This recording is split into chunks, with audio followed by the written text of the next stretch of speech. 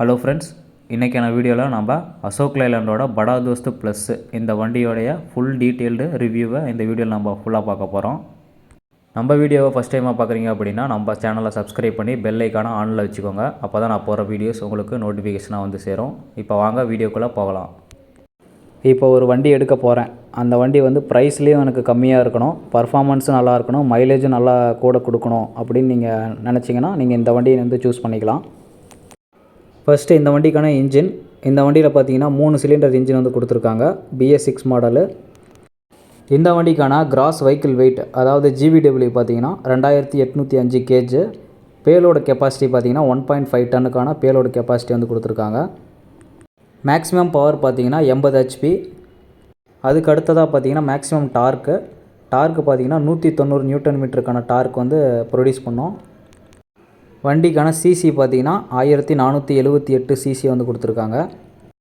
இந்த மாடல் பார்த்தீங்கன்னா உங்களுக்கு 3 ஆப்ஷனில் கிடைக்கும். ஒன்று பார்த்தீங்கன்னா கேபின் வித் சேஸு, இன்னொன்று பார்த்தீங்கன்னா ஹை சைடு டெக்கு, மூணாவது பார்த்தீங்கன்னா ஃபிக்ஸ்டு சைடு டெக்கு அப்படின்னு சொல்லிட்டு 3 ஆப்ஷனில் வந்து உங்களுக்கு கிடைக்கிது. அதுக்கு தகுந்த மாதிரி ப்ரைஸும் வந்து கொஞ்சம் டிஃப்ரெண்ட் ஆகும். இந்த வண்டிக்கான ப்ரைஸ் பார்த்தீங்கன்னா உங்களுக்கு ஸ்டார்டிங் ப்ரைஸ் 7.75 லட்சத்தில் ஸ்டார்ட் ஆகி 8.50 லட்சம் வரைக்கும் உங்களுக்கு வந்து முடியும். நெக்ஸ்ட்டு பார்த்தீங்கன்னா மைலேஜ் பார்த்தீங்கன்னா சிட்டியில் உங்களுக்கு 17.6 km/லிட்டர் வந்து கொடுக்குது. அதே ஹைவேஸில் பார்த்தீங்கன்னா உங்களுக்கு 19.6 km/லிட்டர் வந்து கொடுக்குது. வண்டிக்கான மேக்ஸிமம் ஸ்பீடு பார்த்தீங்கன்னா 80 km/ஹவரில் வந்து லாக் பண்ணியிருப்பாங்க. அடுத்ததாக பார்த்தீங்கன்னா வண்டிக்கான கியர் பாக்ஸ் பார்த்தீங்கன்னா 5 ஸ்பீடு மேனுவல் கியர் பாக்ஸ் வந்து கொடுத்துருக்காங்க. கிளச்சு டயா பார்த்தீங்கன்னா உங்களுக்கு 240 mm diaphragm single drive plate mechanism cable operated clutch வந்து கொடுத்துருக்காங்க. இந்த வண்டிக்கான வீல் பேஸ் பார்த்தீங்கன்னா 2510 mm வீல் பேஸ் வந்து கொடுத்துருக்காங்க. கிரவுண்ட் கிளியரன்ஸ் வந்து உங்களுக்கு 190 mm வரும். வண்டியோடைய லென்த்து பார்த்தீங்கன்னா 4630 mm வந்து கொடுத்துருக்காங்க. ஹைட்டு பார்த்தீங்கன்னா 1930 mm ஹைட்டு வந்து கொடுத்துருக்காங்க. நெக்ஸ்ட்டு 12 V பேட்டரி வந்து கொடுத்துருக்காங்க.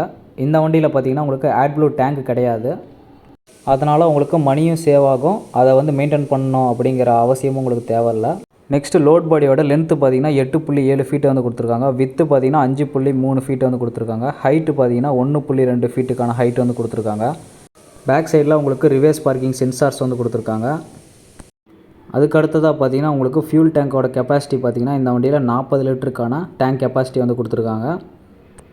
நெக்ஸ்ட்டு வந்து டயர் பார்த்தீங்கன்னா 195 R15 LT 8 PR வந்து கொடுத்துருக்காங்க.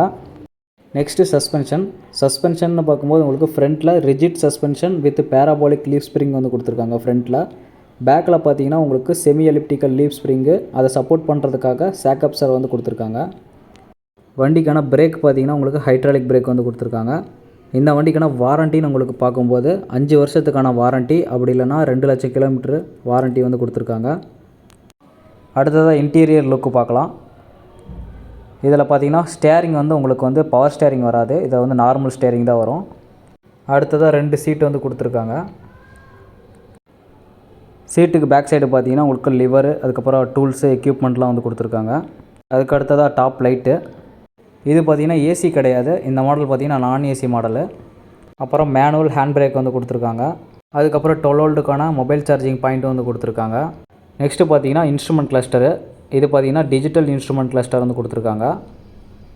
இந்த வண்டியில் டில்டபிள் ஸ்டேரிங் கிடையாது, அதே மாதிரி க்ரூஸ் கண்ட்ரோலும் கிடையாது. இந்த வண்டிக்கான ஃபியூச்சர்ஸ் என்னென்ன கொடுத்துருக்காங்கன்னு பார்க்கலாம். First performance. Best in class 1500 kgக்கான பேலோடு இருக்குது. அதுக்கப்புறம் 10% more mileage, 10% more payload, excellent power and pickup. அப்புறம் வாரண்ட்டி பார்த்தீங்கன்னா உங்களுக்கு 5 வருஷம், அது இல்லைன்னா உங்களுக்கு 2 லட்சம் கிலோமீட்டருக்கான வாரண்ட்டி வந்து கொடுக்குறாங்க.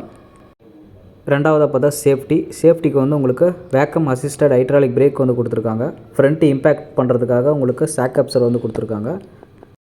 அடுத்ததாக உங்களுக்கு load sensing valve with boost brake, ELR seat belt வந்து கொடுத்துருக்காங்க. அதுக்கப்புறம் டைல் லேம்ப் ப்ரொடக்டர் வந்து கொடுத்துருக்காங்க. மூணாவதாக பார்த்தா கம்ஃபர்ட்டுக்கு வந்து உங்களுக்கு பிகர் டயர் கொடுத்துருக்காங்க. சஸ்பென்ஷன் பார்த்தீங்கன்னா பேராபாலிக் லீஃப் ஸ்ப்ரிங்கு, அதை ஆக்டிங் பண்ணுறதுக்காக சாக்கப்சரும் வந்து கொடுத்துருக்காங்க. அதுக்கப்புறம் sliding window, mobile charging point வந்து கொடுத்துருக்காங்க.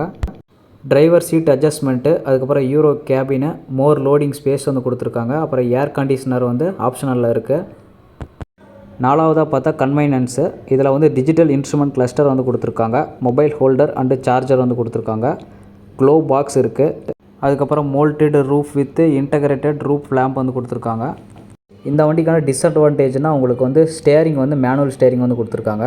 அதுக்கப்புறம் க்ரூஸ் கண்ட்ரோல் கிடையாது, டெலிமேட்டிக்ஸ் கிடையாது, அதுக்கப்புறம் ஏசி கிடையாது. இது மட்டும்தான் இந்த வண்டியோட டிஸ்அட்வான்டேஜ். இந்த வண்டி பார்த்திங்கன்னா ஒரு பட்ஜெட் ஃப்ரெண்ட்லியான வண்டி. அதே மாதிரி மைலேஜும் உங்களுக்கு வந்து கூட கிடைக்கும்.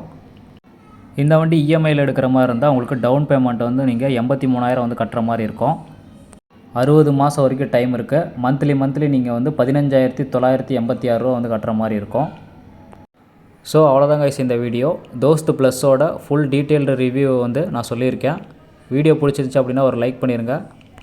நெக்ஸ்ட்டு இதே மாதிரி இன்ட்ரெஸ்டிங்கான ஒரு வீடியோவோட நான் வந்து உங்களை சந்திக்கிறேன். அது வரைக்கும் தேங்க்ஸ் ஃபார் வாட்சிங்.